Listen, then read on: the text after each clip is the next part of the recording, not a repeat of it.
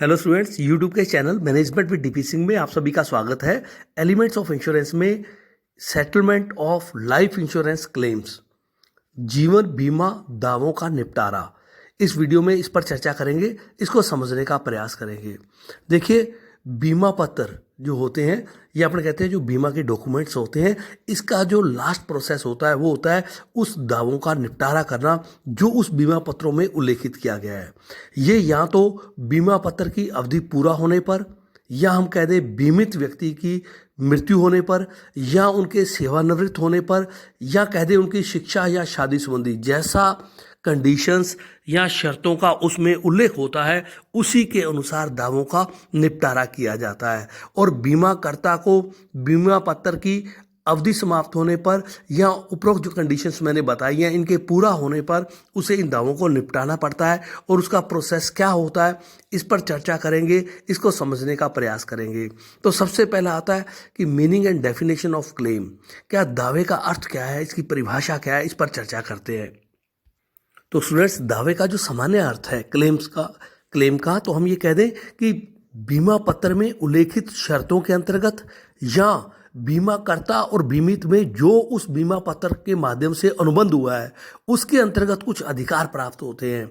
और उन अधिकारों के तहत जो बीमित व्यक्ति होता है वो उसको अवधि समाप्त होने पर या अन्य प्रकार के उसकी मृत्यु हो जाने पर जो उसका उत्तराधिकारी है वो अपने उन अधिकारों का प्रयोग करते हुए दावों की मांग करता है या उस अनुबंध को पूरा करने की मांग करता है, जिसको अपने क्लेम या दावे के नाम से जानते हैं। इसकी डेफिनेशन में federation of insurance institutes of India, federation of insurance institutes of India के अनुसार बीमा पत्र पर दावा बीमा अनुबंध करते समय बीमाकर्ता द्वारा दिए गए वचन के निष्पादन करने की मांग है। देखिए, इसमें दो बातें हैं कि बीमा पत्र पर दावा अर्थात जो बीमा पत्र आपने लिखित बीमाकर्ता और बीमित व्यक्ति के बीच में हुआ है, उस बीमा पत्र के अंतर्गत जो अनुबंध हुआ है उसमें बीमाकर्ता जिसने बीमा किया है उसके द्वारा दिए गए वचन के निष्पादन की मांग करना, किसके द्वारा? बीमित द्वारा। तो उसको दावा कहा गया, federation of institute insurance of India द्वारा। A claim on the policy is the demand for performance of the promise made by the insurer at the time of making the contract according to Federation of Insurance Institutes of India Mumbai द्वारा ये definition दी गई है। Angel ने दावे को परिभाषित करते हुए कहा है कि दावे शब्द का उपयोग कंपनी द्वारा किए गए उन सभी भुगतानों के लिए किया जा सकता है जो चाहे हानि होने पर, परिपक्व होने पर, मैच्योर होने पर उसके बीमा के, अथवा स्वेच्छा से समर्पण करने के कारण से किए जाते हैं। इस प्रकार हम कह सकते हैं कि बीमा अनुबंध में बीमाकर्ता द्वारा दिए गए वचन का निष्पादन करने के लिए बीमित द्वारा मांग करना ही बीमा का दावा है।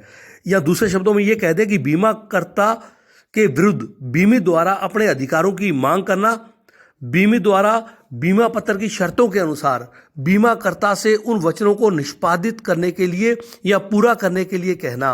लेकिन इसके लिए कंडीशन क्या है? जब जो बीमित व्यक्ति है उसने अनुबंध के अंतर्गत अपने द्वारा दिए गए वचनों को पूरा किया हो, या ये कह दें कि बीमित व्यक्ति ने अपने जो अनुबंध के अंतर्गत जो जो उसने भी वचन दिए थे, जहां बीमाकर्ता ने एक और वचन दिया है तो बीमित ने भी दिया है, तो उसने उस सब वचनों को पूरा किया हो। जैसे उसने कहा था कि मैं अपने प्रीमियम का भुगतान समय पर करूंगा, और उसके साथ साथ जो उसने उसके लिए जिन शर्तों के साथ उसने वो बीमा प्राप्त किया था बीमित द्वारा, और उसने उन सभी शर्तों को, अपने दायित्वों को पूरा किया है।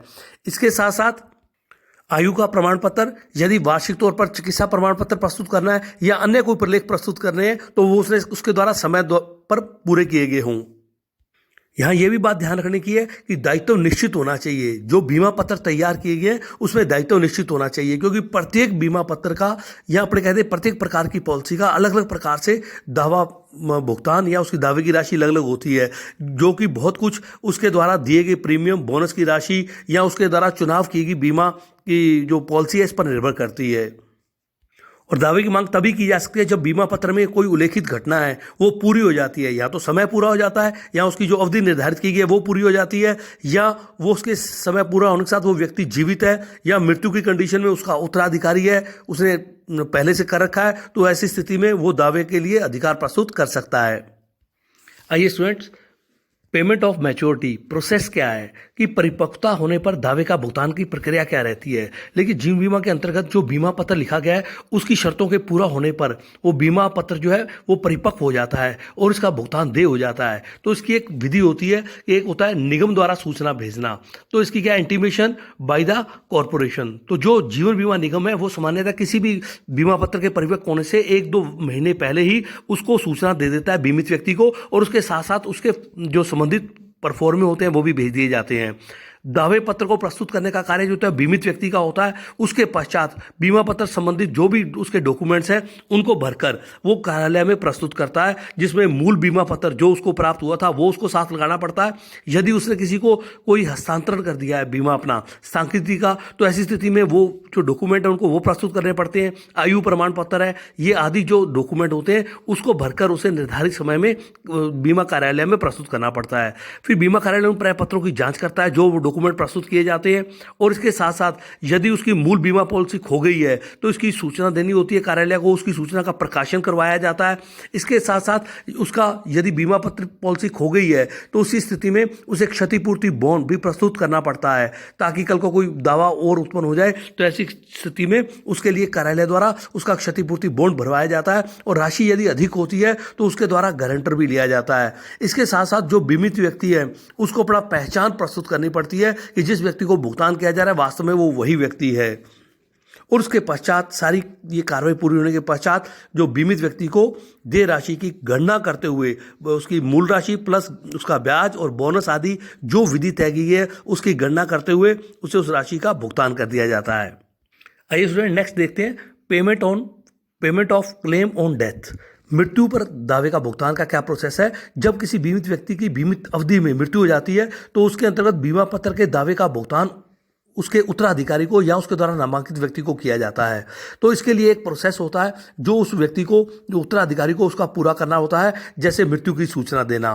तो उसकी बीमित व्यक्ति की मृत्यु की सूचना सर्वप्रथम उस शाखा कार्यालय को दी जाती है, और उसमें मृतक व्यक्ति का, बीमित व्यक्ति का नाम, उसकी मृत्यु की तिथि, मृत्यु का कारण, मृत्यु का स्थान, बीमा पत्र कितने हैं, उनकी संख्या, ये सारी उसकी बताना आवश्यक होता है। फिर उसका दावा प्रस्तुत करना, दावेदार का नाम उसमें दिया जाता है, उसका पता, आयु, मृतक से उसका क्या संबंध था जिसकी डेथ हुई है, दावे की राशि कितनी है। इसके साथ साथ मृतक के पिता का नाम, मृतक का स्थान क्या था, मृतक का समय क्या था, उसकी मृत्यु किस प्रकार से हुई है, क्या एक्सीडेंट से हुई है या बीमारी के कारण से हुई है, तो उसके संबंधित चिकित्सा के प्रमाण पत्र प्रस्तुत करने पड़ते हैं। इसके साथ साथ उसे अपने दावेदार होने की घोषणा करनी पड़ती है, और उसके लिए संबंधित जो प्रपत्र होते हैं वो भरकर कार्यालय में प्रस्तुत करने पड़ते हैं, जैसे बीमा पत्र का हस्तांतरण किया गया है, जो उसको नॉमिनी बनाया गया है तो उससे संबंधित प्रमाण, आयु संबंधी प्रमाण पत्र, मृत्यु का प्रमाण पत्र, चिकित्सा का मृत्यु के पश्चात और उसके दौरान किस प्रकार से मृत्यु हुई है उसका प्रमाण पत्र,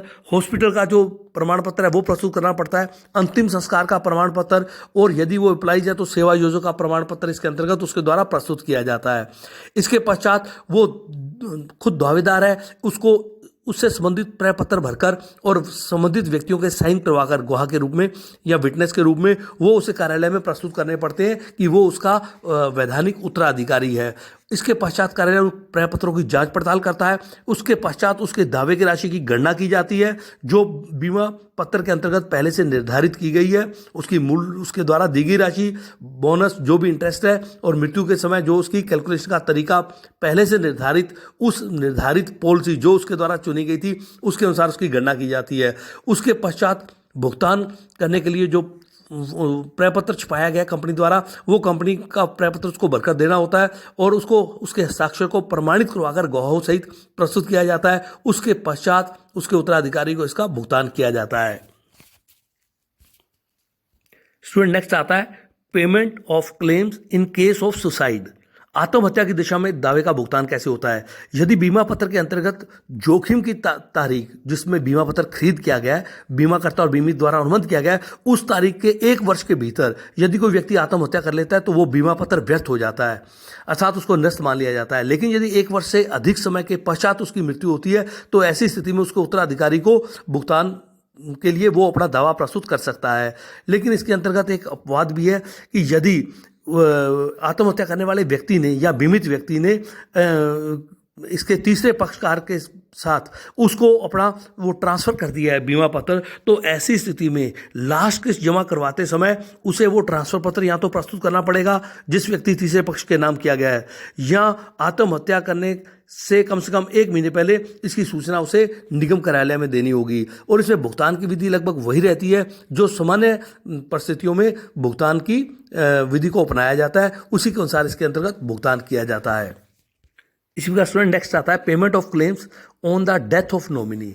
यदि नामांकित व्यक्ति की मृत्यु हो जाती है तो दावे का भुगतान। तो ऐसी स्थिति में कोई भी बीमित व्यक्ति अपनी मृत्यु के बाद बीमित पत्र के अंतर्गत राशि प्राप्त करने के लिए अपने उत्तराधिकारी को या किसी व्यक्ति को नामांकित करता है। तो ऐसी स्थिति में जो बीमित व्यक्ति होता है उसको यह अधिकार होता है भी वो 1 से अधिक भी व्यक्तियों को नामांकित कर सकता है। तो बाकी इसके अंतर्गत जो भुगतान का प्रोसेस रहता है वो लगभग उसी प्रकार का रहता है। ये कंपनी द्वारा निर्धारित जो प्रपत्र या बीमा पत्र जो अनुबंध किया जाता है उसके अंतर्गत वर्णित होता है। स्टूडेंट नेक्स्ट आता है क्लेम बाय माइनर, अवयस्क द्वारा दावा प्रस्तुत करना। यदि अवयस्क बीमा पत्र में नामांकित होता है तो ऐसी स्थिति में अनुबंध करने की क्षमता उसके अंतर्गत नहीं होती है, और यदि बीमित व्यक्ति की मृत्यु हो जाती है तो उस स्थिति में बीमा पत्र के अंतर्गत जो प्रपत्र भरने हैं ऐसी स्थिति में वो उस प्रकार का अनुबंध करने के लिए सक्षम नहीं होता या वो वैधानिक नहीं होता। तो इसलिए यदि बीमित की मृत्यु पर जिस व्यक्ति को नामांकित किया गया है वो अवयस्क है तो ऐसी स्थिति में बीमाकर्ता उसे भुगतान करने से मना कर देता है। अतः बीमित को बीमा पत्र का नामांकन करते समय किसी ऐसे व्यक्ति को वयस्क व्यक्ति को नियुक्त करना पड़ता है जो अवयस्क नामांकित की ओर से भुगतान प्राप्त करके बीमा पत्र की वैध भरपाई करेगा। बीमा अधिनियम 1938 अंडर सेक्शन 39 में बीमित को यह अधिकार दिया गया है। तो स्टूडेंट्स, ये था settlement of life insurance claim जिस पर अपने चर्चा की समझने का प्रयास किया। धन्यवाद।